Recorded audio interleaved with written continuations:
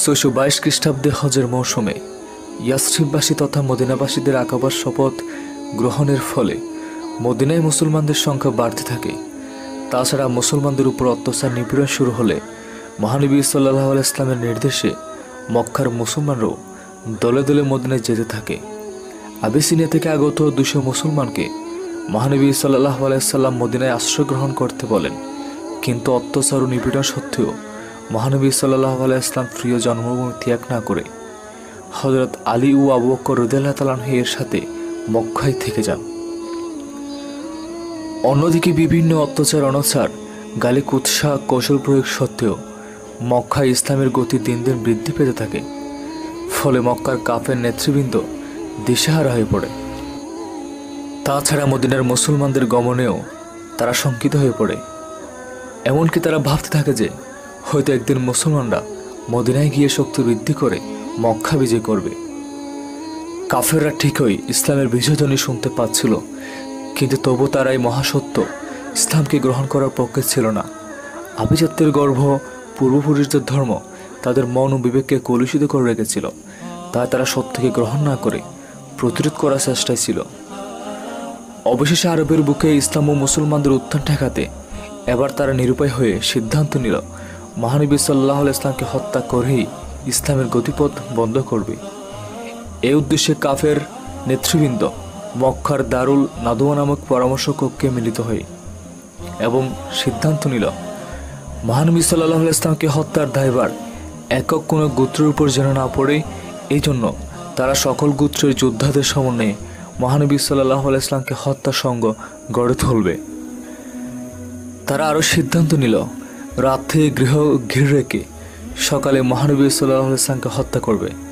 কিন্তু যে মহামানবের উপর স্বয়ং মহান আল্লাহর রহমতের ছায়া রয়েছে, তাকে হত্যা করার শক্তি সৃষ্টি জগতের মাঝে কার আছে। অতঃপর মহানবী সাল্লাল্লাহু আলাইহি সাল্লাম হযরত জিবরাইল আলাইহিস সালামের ওহির মাধ্যমে মক্কার দারুল নদওয়ার বৈঠক ও সিদ্ধান্ত সম্পর্কে অবগত হন এবং পরবর্তী করণীয় সম্পর্কে মহান আল্লাহর নিকট বিস্তারিত নির্দেশনা পান। হিজরত সম্পর্কে আল্লাহ তাআলা বলেন, যারা অত্যাচারিত হয়ে আল্লাহর পথে হিজরত করে আমি তাদের দুনিয়ায় উত্তম ঠিকানা দান করব, আর আখিরাতের পুরস্কারই শ্রেষ্ঠ। সূরা নাহল আয়াত ৪১। ইতিপূর্বে মহানবী সাল্লাল্লাহু আলাইহি ইসলাম মাতৃভূমি মক্কা ত্যাগ না করতে চাইলেও ইসলামের স্বার্থে এবং মহান আল্লাহর আদেশে তিনি মদিনা হিজরত করতে মনস্থির করলেন। এরপর মহানবী সাল্লাল্লাহু আলাইহি ইসলাম আবু বকর রাদিয়াল্লাহু তাআলার গৃহে গিয়ে তাকে বিস্তারিত অবগত করেন। অতঃপর মক্কার কাফের হত্যার সঙ্গ পূর্ব পরিকল্পনা অনুযায়ী মহানবী সাল্লাল্লাহু আলাইহি ইসলামের গৃহ ঘিরে রাখে। মহানবী সাল্লাল্লাহু আলাইহি ইসলাম মহান আল্লাহর নির্দেশ পেয়ে আলী রাদিয়াল্লাহু তাআলাকে তার বিছানায় ঘুমানোর এবং গচ্ছিত আমানত ফেরত দানের নির্দেশ দেন। তিনি হযরত আবু বকর রাদিয়াল্লাহু তাআলাকে সাথে নিয়ে মক্কার গুপ্ত হত্যার সঙ্গের চোখে ধুলা দিয়ে মহান আল্লাহর সাহায্যে ৬২২ খ্রিস্টাব্দের ২৪ সেপ্টেম্বর মক্কা হতে ২৫০ মাইল দূরে মদিনার উদ্দেশ্যে রওনা দেন। মক্কার কাফেররা জানতে পারলে তারা মহানবীর পিছনে মহানবী সাল্লাল্লাহু আলাইহি ইসলাম ও আবু বকর রাদিয়াল্লাহু তাআলা সেদিনের মতো সৌর পর্বতের গুহায় আশ্রয় নেন এবং সেখানে ৩ দিন অতিবাহিত করেন। গুহায় অবস্থানকালে আবু বকর রাদিয়াল্লাহু তাআলা ওর পুত্র আব্দুল্লাহ ও কন্যা আসমা তাদের খাদ্য, পানীয় ও খাবার কবে সরবরাহ করতেন। এভাবে সৌর গুহায় ৩ দিন অবস্থান করার পর মদিনার উদ্দেশ্যে আবার রওনা দেন তারা। মদিনা থেকে ৩ মাইল দূরে কুবা শহরে মহানবী সাল্লাল্লাহু আলাইহি ইসলাম ৩ দিন অবস্থান করেন এবং কুবাবাসীকে ইসলাম ধর্মে ভিক্ষা করেন। পরে আলী রাদিয়াল্লাহু তাআলা এখানে মহানবী সাল্লাল্লাহু আলাইহি ইসলামের সঙ্গে যোগদান করেন।